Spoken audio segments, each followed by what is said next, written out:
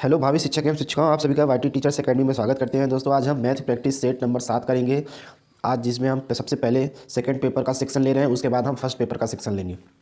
यानी जो है ये सब सेकंड पेपर का क्वेश्चन आपको दिखेंगे, उसके बाद जहाँ से फर्स्ट आएगा उसको भी हम बता देंगे आपको। तो चलिए बिना टाइम वेस्ट किए शुरू करते हैं। दोस्तों चैनल पर आप नए हो, चैनल को जरूर सब्सक्राइब करें। अगर आपको लगता है तो आप पूरा वीडियो देखें, अगर आपको पसंद आता है तो दोस्तों तभी वीडियो को लाइक और चैनल को जरूर सब्सक्राइब करें। चलिए देखते हैं पहला क्वेश्चन 0.001 प्लस 1.01 प्लस 0.11। इस क्वेश्चन को गलत करने का रीज़न होता है कि लोग जिसको दशमलव के जोड़ की समझ नहीं होती वो लोग इसको गलत करते हैं। चलिए देखते हैं दशमलव का जोड़ कैसे करते हैं। सबसे पहले पॉइंट को लिख लीजिए, उसके बाद जो भी वैल्यू आप लिखते जाइए जितने भी। देखिए इसको मैंने लिख लिया, चलिए इसको देख लेते हैं। यहाँ पे पॉइंट लिख लेते हैं, क्या है 0 है, जैसे वैसे लिखते जाइए। उसके बाद एक अंक बच रहा है क्योंकि हाईएस्ट इसमें केवल 3 ही पॉइंट तक है, पॉइंट के बाद 3 अंक, तो ये है। जब कुछ नहीं होता है तो उसको बराबर करने के लिए हम 0 कर देते हैं। अब वैसे इसको लीजिए पॉइंट, यहाँ क्या है 2 1 यहाँ पे कुछ नहीं था, इसको भी 0 कर देंगे। लेकिन एक चीज़ देखिए, यहाँ पे 1.01 था, यहाँ पे क्या था 1 भी लिखना पड़ेगा। अब इसको भी पूरा करना पड़ेगा साइकिल, तो इसको कुछ नहीं है तो इसको 0 मतलब कुछ नहीं होता है, इसको भी कर लीजिए। अब क्या करना है आपको, कुछ नहीं करना, बस जोड़ देना है। तो एक और 1 2 1, फिर दशमलव लगा लीजिए, 1.121 ऑप्शन नंबर बी। चलिए अब आगे चलते हैं। क्वेश्चन नंबर 2 देख लीजिए, बहुत बढ़िया क्वेश्चन है। इसमें देखिए लोग कंफ्यूज होंगे, आएगा तो जरूर, लेकिन क्या होगा कि वो तरीका या तो बड़ा कर देंगे या तो इसका क्वेश्चन ही नहीं निकाल पाएंगे। देखिए क्या होगा, दो पूर्ण संख्याओं का योगफल गुणनफल 24 है। क्या है उनका गुणनफल 24 है। इन संख्याओं का देखिए गड़बड़, क्या कन्फ्यूजन तो यहाँ होगा कि न्यूनतम संभव योग निकालना है, तो क्या वो लोग करेंगे, मैक्सिमम निकाल देंगे, मिडल वाला निकाल देंगे और इसमें आंसर भी होगा उसको टिक कर देंगे। लेकिन आपको देखना है न्यूनतम, सबसे जो न्यूनतम संभव योग है वो निकालना है। किसका? 24 क्या है, दो पूर्ण संख्याओं का क्या है, गुणनफल है, यानी कि 24 है। इसके आप देखना है गुणनफल, किन्हीं दो संख्याओं के कितने गुणनफल 24 से बनेंगे। चलिए देख लेते हैं। एक तो 1 गुणे 24 बनेगा, एक 2 गुणे 12 बनेगा, एक 3 गुणे 8 बनेगा, और एक 4 गुणे 6 बनेगा, और कुछ। अब देखिए 8, अब देखिए लगभग में सब बन चुके हैं, ठीक है, सब बन चुके हैं। आप देखिए क्या न्यूनतम संभव योग, अब देखिए योग निकालिए। 24 1 25, 12 2 14, 8 3 11, 6 और 4 10। तो न्यूनतम संभव योग किसका आया है, 6 मल्टीपल 4 का आया है। तो इसका आंसर क्या आएगा 10। क्या आएगा 10, ऑप्शन नंबर ए। देखिए इसको ऐसे करना था। चलिए आगे चलते हैं। देखिए बहुत ही इंपॉर्टेंट क्वेश्चन है पेपर 2 के लिए, हर साल इससे क्वेश्चन देखे जाते हैं गुणनखंड से। ये देखिए गुणनखंड, ठीक।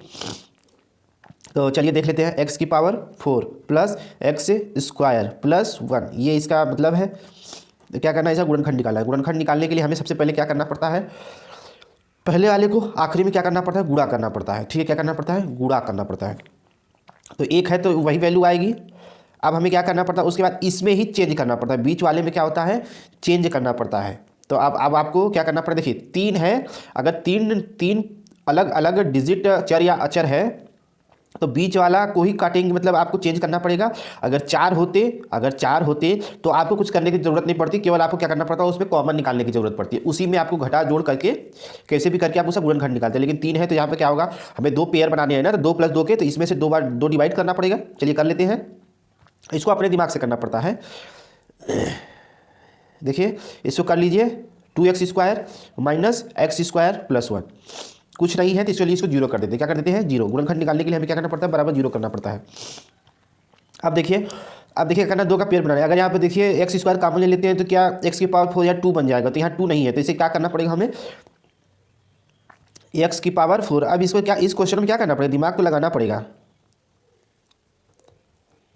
मैंने क्या किया, इसको भी तोड़ दिया। मैंने क्या किया, x square plus x square में क्या किया, तोड़ दिया। समझाने में समय लगेगा, लेकिन जब क्या होगा, जब आप प्रैक्टिस कर लेंगे गुणनखंडों को, जब करने का प्रयास करेंगे, PYQ देखिए। अगर नहीं होता है तो नीचे कमेंट में उसको क्या करिए, मुझसे पूछिए। आप लोग पूछेंगे तभी तो मुझे लगेगा कि हाँ आपको समझ में आया कि नहीं आया, या आपको कहाँ प्रॉब्लम हो रही है, आप लोग किस स्तर तक है, आपको पूरा आता है। अब स्तर पता चलेगा तो मैं उस हिसाब से आपको एक्सप्लेनेशन करने का प्रयास करूँगा। अब देखिए एक चीज़ यहाँ से देख लीजिए, हाँ यहाँ से देख लीजिए, आप लोग यहीं से देख लीजिए, इसको करने की आवश्यकता ही नहीं पड़ेगी। देखिए यहीं से इसको क्या कर लेते हैं, देखिए x की पावर 4 2x स्क्वायर और प्लस इसके साथ कर लीजिए 1, अब माइनस x स्क्वायर को इधर कर लीजिए। अब देखिए क्या होगा, ये किसका फार्मूला बन रहा है, x स्क्वायर प्लस 1 का, किसका फार्मूला बन रहा है, x स्क्वायर प्लस 1 का होल स्क्वायर। देखिए अब आप सोचेंगे ये कैसे बन गया, देखिए आपको दिखाते हैं अभी। अब इसको क्या करते हैं, तोड़ देते हैं। ये देखिए ए हो गया प्लस बी का होल स्क्वायर फॉर्मूला आपको पता है ना। देखिए ए हो गया, ये बी हो गया, ए की जगह एक्स स्क्वायर, तो क्या होता है a square plus b square plus 2ab, क्या होता है a square plus b square plus 2ab। Modi ji वाला मत याद कर लीजिएगा।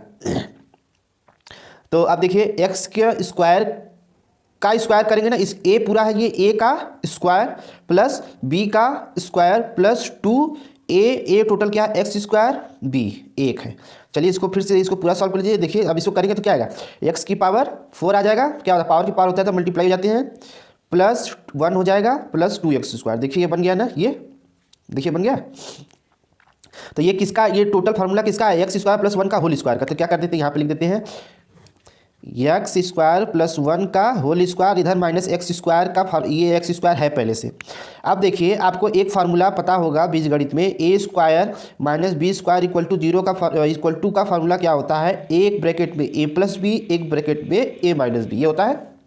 बस आपको करना क्या है, इसको भी वैसे तो ये पूरा आपका ए है, ये पूरा आपका क्या है बी है, तो ए स्क्वायर का ए प्लस बी, तो चलिए ए पूरा लिख लीजिए एक्स स्क्वायर प्लस 1 ए हो गया प्लस का बी, तो प्लस देखना इसको मत देखिए माइनस, यहाँ क्या कर दीजिए एक्स, क्योंकि एक्स का स्क्वायर है ना, ए स्क्वायर माइनस बी स्क्वायर तो माइनस बी स्क्वायर, एक ब्रैकेट में कर दिया, दूसरे ब्रैकेट में एक्स स्क्वायर प्लस 1 ए हो गया माइनस का एक्स हो गया, क्या हो गया एक्स।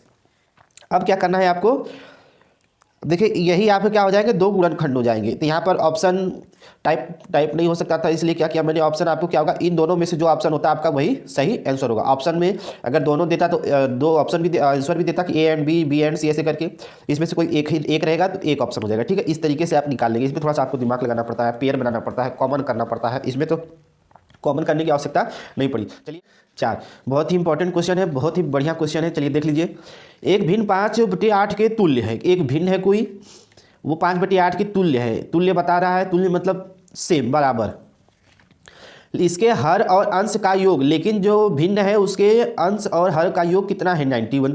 अब बताइए कि बोल रहा है कि एक भिन्न है जो 5/8 के तुल्य है, तो तुल्य का मतलब एज इट इज बराबर नहीं हो सकता है, इसका मल्टीपल भी हो सकता है, कुछ भी हो सकता है।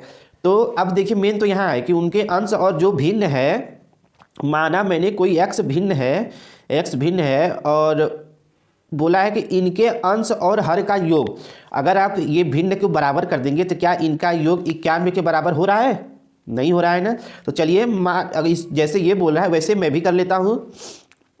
माना वो भिन्न 5x और 8x है, क्या है, माना वो भिन्न 5x और 8x है, क्या है 5x और 8x है, इसके तुल्य बोला है, तो मुझे बाहर जाने की आवश्यकता नहीं, क्वेश्चन से ही सॉल्व करके दिखाऊंगा आपको। तो माना कि भिन्न 5x और 8x है, अब बोला है अंश और हर का योग कितना है, 5x प्लस 8x बराबर कितना बोला है 91, सेम करते जाइए। 13x इक्वल टू क्या हो जाएगा 91, जैसे ये बोल रहा है वैसे मैं कर रहा हूँ।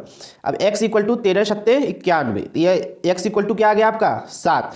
बोला है अंश और हर में क्या अंतर, इसके लिए आपको अंश और हर निकालना पड़ेगा, तो x की वैल्यू अंश में और x की वैल्यू हर में पुट कर दीजिए, 7 5 35 और हर में 8 7 56, अंश और हर का अंतर पूछ रहा है ना, तो देखिए घटा दीजिए आप, 6 में से 5 जाएगा 1, 5 में से 3 जाएगा 2, कितना आ गया आपका 21, कितना आ गया ऑप्शन नंबर बी, कितना आ गया 1। देखिए कितना इजीली बता दिया मैंने।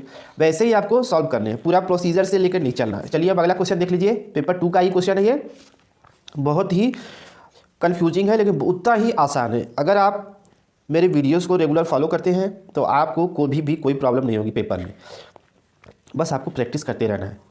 10 मोमबत्तियों का क्रय मूल्य 8 मोमबत्तियों के विक्रय मूल्य के बराबर हो तो लाभ या हानि निकालें। यानी कि देखिए क्वेश्चन को पढ़िए, ध्यानपूर्वक क्वेश्चन को पढ़िए, जैसे प्रोसीजर जैसे जैसे वो आगे बढ़ रहा है वैसे आप भी आगे बढ़ते जाइए। 10 मोमबत्ती का क्रय मूल्य 8 मोमबत्ती के विक्रय मूल्य के बराबर है, तो आप भी बराबर कर दीजिए।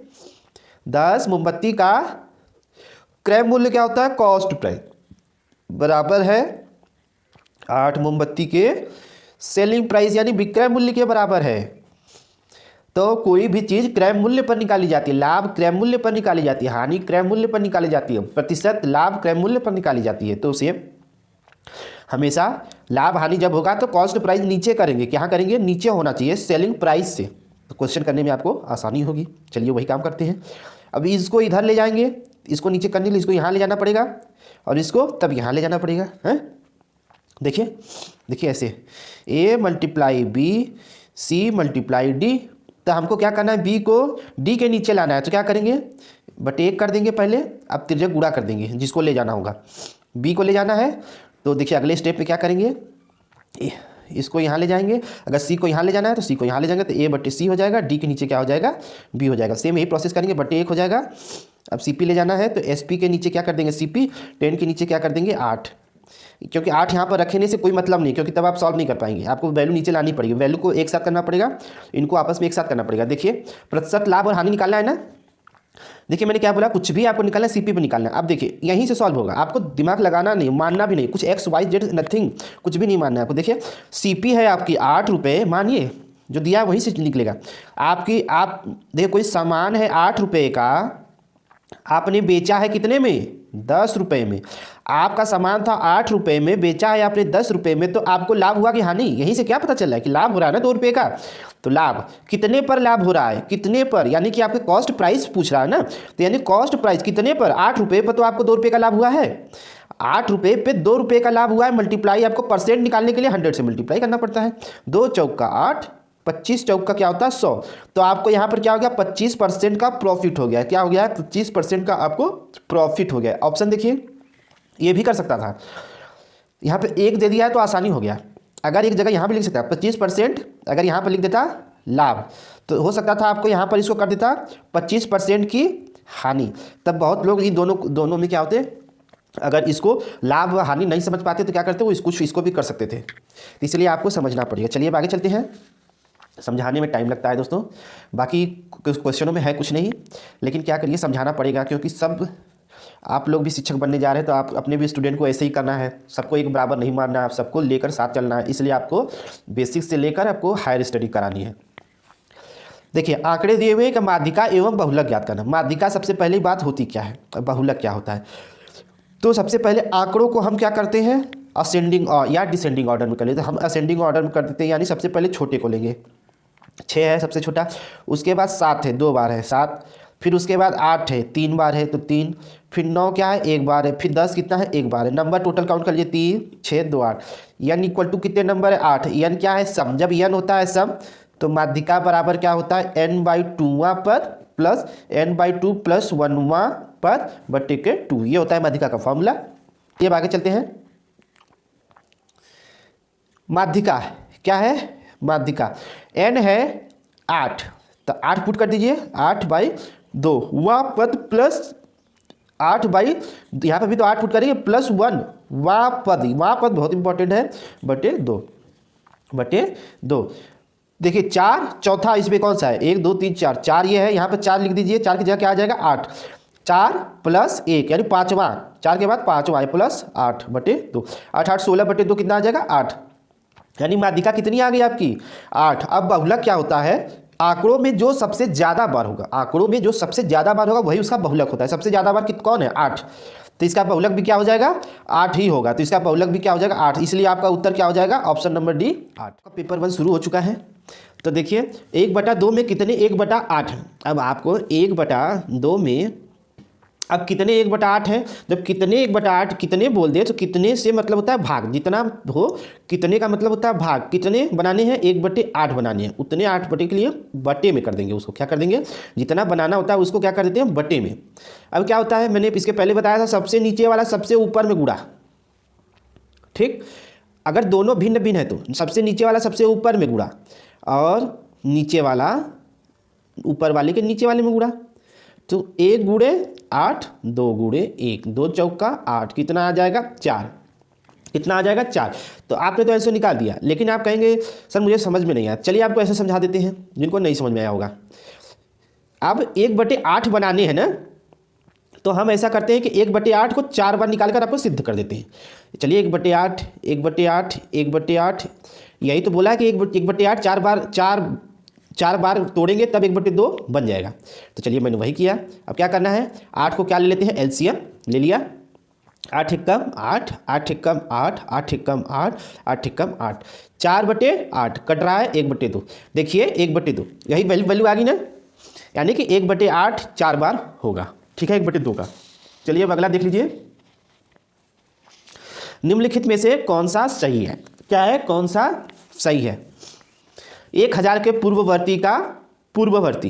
पूर्ववर्ती क्या मतलब होता है? पहले वाला। क्या होता है? पहले वाला।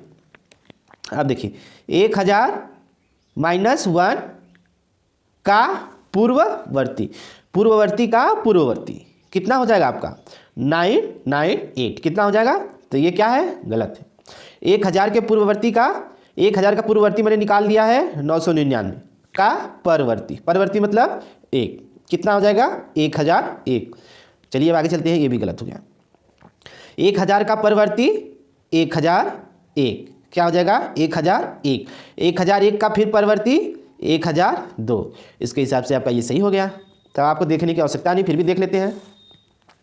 1000 के परवर्ती का पूर्ववर्ती, 1000 का परवर्ती 1001, 1001 का पूर्ववर्ती 1000। इसके हिसाब से तो ये भी सही हो गया।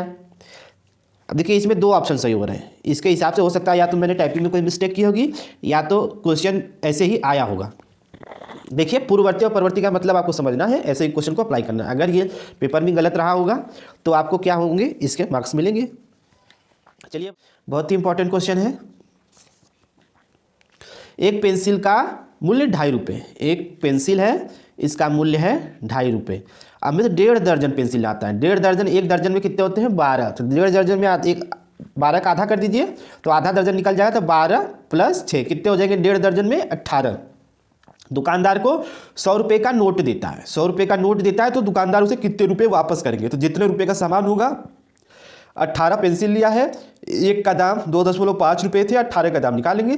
देखिए गुणा कैसे करेंगे? 18 दूना के 36, 18 दूना के 36, 18 पाँचे कितना होता है? प्लस का पॉइंट के बाद वाला प्लस कर देते हैं।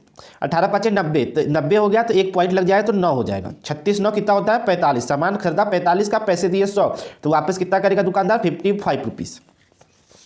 ऐसा सॉल्यूशन करते हैं जल्दी जल्दी करने के लिए। 19,000, 19 गुणे 1000, 19,000, 19 गुणे सैकड़ा मानी 100, 19 गुणे इकाई यानी 1, 19,000, 1900, 19 9 1 9, ये इसके साथ थे तो वही 9 हो जाएगा। 9 1 10 और 1 1 2, 20 919, 20 919। तो दोस्तों ये था आपका क्वेश्चन। दोस्तों अगर आप YouTube channel YT teachers academy में पहली बार आए, चैनल को सब्सक्राइब कर वीडियो को लाइक जरूर करें। यह है अपना टेलीग्राम YT टीचर्स अकेडमी। अगर दोस्तों आप टेलीग्राम से जुड़ना चाहते हैं तो ये सर्च करें, टेलीग्राम पर आ जाएंगे। चलिए दोस्तों मिलते हैं आपको नेक्स्ट प्रैक्टिस सेट की वीडियो में। तब तक के लिए जय हिंद।